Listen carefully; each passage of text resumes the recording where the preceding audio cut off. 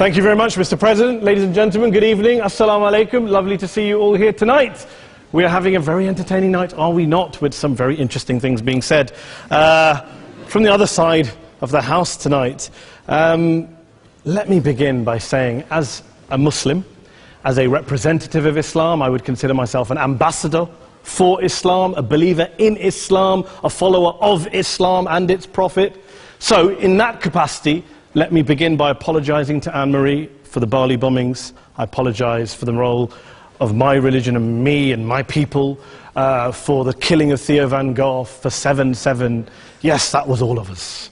That was Islam, that was Muslims, that was the Quran. I mean, astonishing claims to make in the very first speech tonight, on a day like today, where the Conservative Prime Minister of the United Kingdom is having to come out and point out that these kind of views are anathema. And I believe you're trying to stand for the Labour Party to become an MP in Brighton.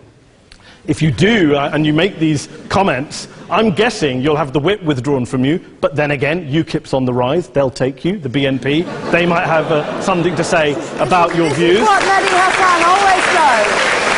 By the way, just on a factual point, since we heard a lot about the second speaker, about how backward we Muslims all are, on a factual point, you said that Islam was born in Saudi Arabia. Islam was born in 610 AD. Saudi Arabia was born in 1932 AD. So you were only 1,322 years off. Not bad? Not bad start there. Talking of maths, by the way, a man named Al-Khawarizmi was one of the greatest mathematicians of all time, a Muslim, worked in the golden age of Islam.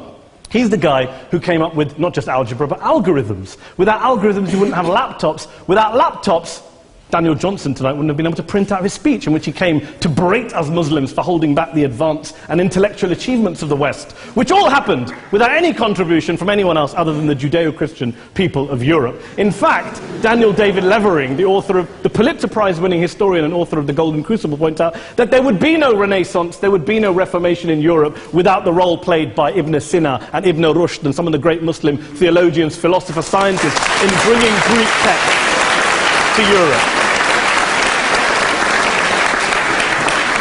As for this being our university, I will leave that to the imagination as to who is our and who is there. I studied here too. An astonishing set of speeches so far making this case tonight. A mixture of just cherry-picked quotes, facts and figures, self-serving, selective, a farrago of distortions, misrepresentations, misinterpretations, misquotations.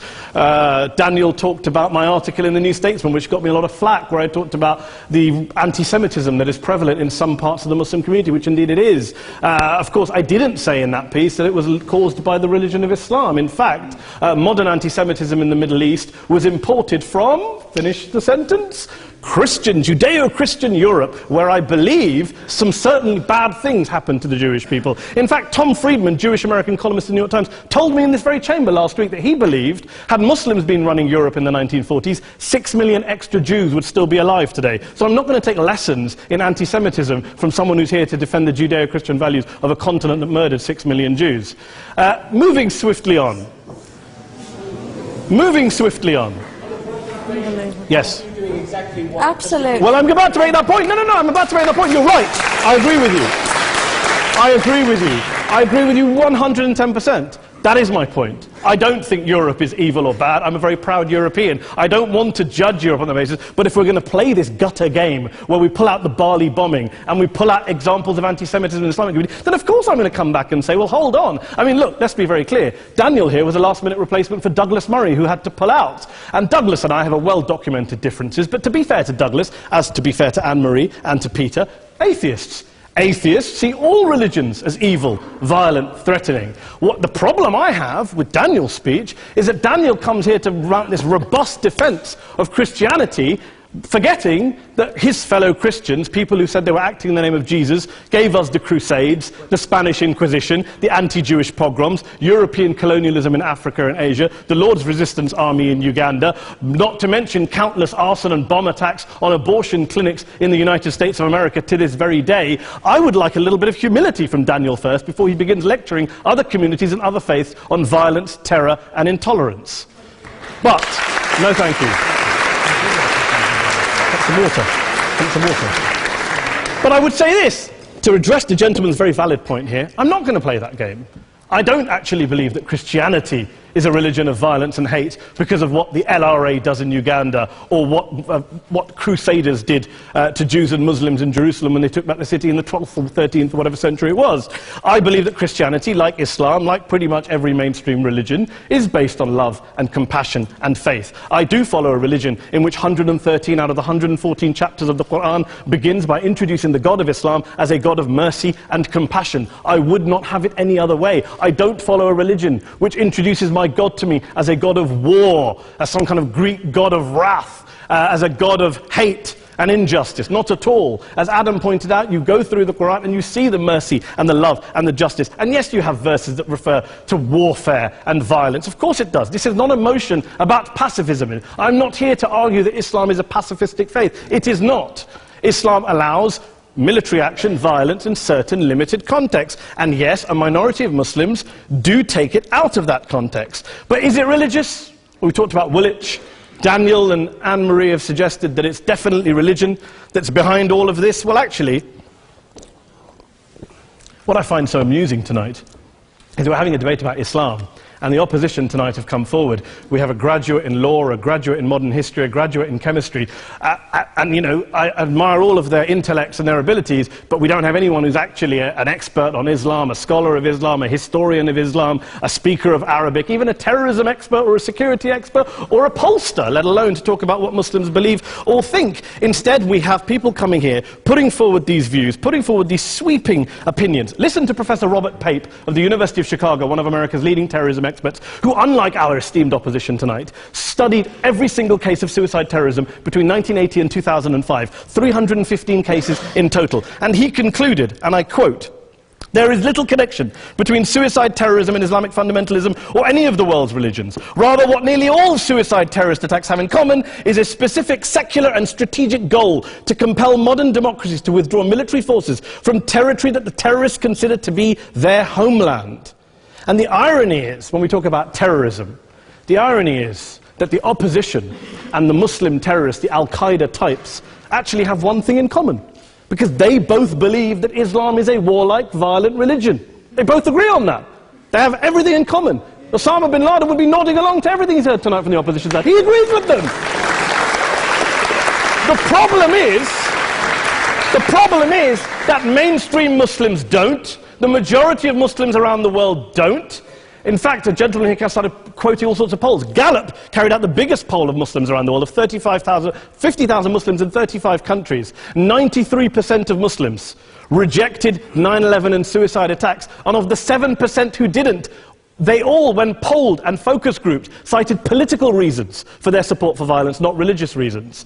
And as for Islamic scholars and what they say, well, Daniel talks about our University of Oxford. We'll go down to Oxford Centre for Islamic Studies, get hold of a man named Sheikh Afifi al-Akiti, who is a massively well-credentialed and well-respected Islamic scholar, who has studied across the world, who in the days after 7/7 published a fatwa denouncing terrorism in the name of Islam, calling for the protection of all non-combatants at all times, and describing suicide bombings as an innovation with no basis in Islamic law. Go and listen to Sheikh Tahir al-Qadri, one of Pakistan's most famous Islamic scholars, who published a 600-page fatwa condemning the killing of all innocents and all suicide bombings unconditionally without any ifs or buts. There's nothing new here. This is mainstream Islam, mainstream scholarship, which has said this for years. You don't go out and kill people willy-nilly in the high street or anywhere else, on a bus or a mall, based on verses of the Quran that you cherry-pick without any context, any understanding, any interpretation, or any commentary. Point of information. Please. Well, it doesn't happen apparently. I didn't say it doesn't happen at all. I never said it didn't happen. I don't blame Islam. Yes, it's a very good point. And a lot of us are campaigning against that. And we're campaigning against it in the name of Islam. We're campaigning against it in the name of various interpretations of Islam. Anne-Marie comes and scares us with her talk of Sharia law. I would like to see the book of Sharia law. It doesn't exist. People argue over what Sharia law is. And you empower the extremists by saying there is only one version. You empower them all. I don't believe you took any interruptions, Anne-Marie, so I think you should stay there for a moment. Several countries. Here's what we're dealing with.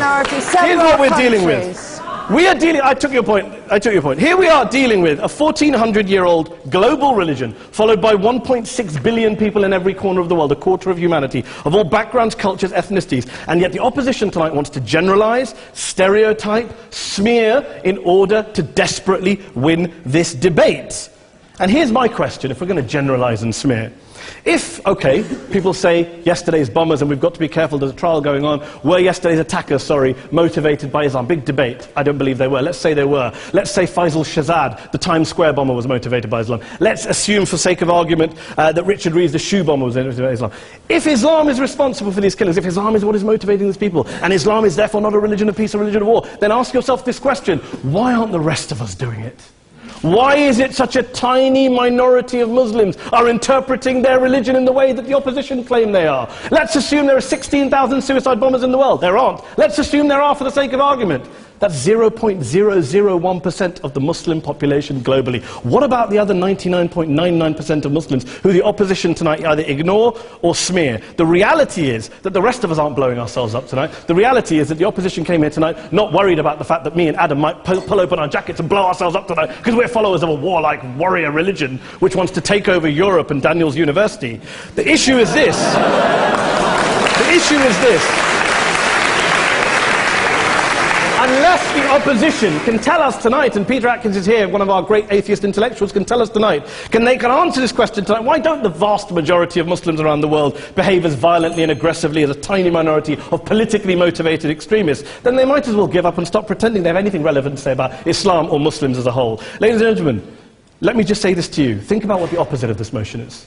If you vote no tonight, think about what you're saying the opposite of this motion is. That Islam isn't a religion of peace, it's a religion of war, of violence, of terror, of aggression. That the people who follow Islam, me, my wife, my retired parents, my 6-year-old child, that 1.8 million of your fellow British residents and citizens, that 1.6 billion people across the world, your fellow human beings, are all followers, promoters, believers in a religion of violence. Do you really think that? Do you really believe that to be the case? They say that in the Oxford Union, the most famous debate was in 1933, when Adolf Hitler looked out for the result of the King and Country motion, where they voted against fighting for King and Country, and Hitler was listening out for the result. Well, tonight, 80 years on, there are two groups of people around the world who I would argue are waiting for the result of tonight's vote. There are the millions of peaceful, non-violent, law-abiding Muslims both in the UK, Europe, Asia, Africa and beyond, who see Islam as the source of their identity, as a source of spiritual fulfillment, of hope, of solace.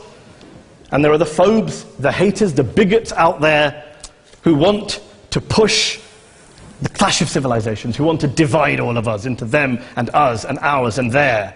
Ladies and gentlemen, I urge you all not to fuel the arguments of the phobes and bigots. Don't legitimize their divisions. Don't legitimize their hate. Trust those Muslims who you know, who you've met, who you hear, who don't believe in violence, who do want you to hear the peaceful message of the Quran as they believe it to be taught to the majority of Muslims, the Islam of peace and compassion and mercy, the Islam of the Quran, not of Al-Qaeda. Ladies and gentlemen, I beg to propose this motion to the House. I urge you to vote yes tonight. Thank you very much for your time.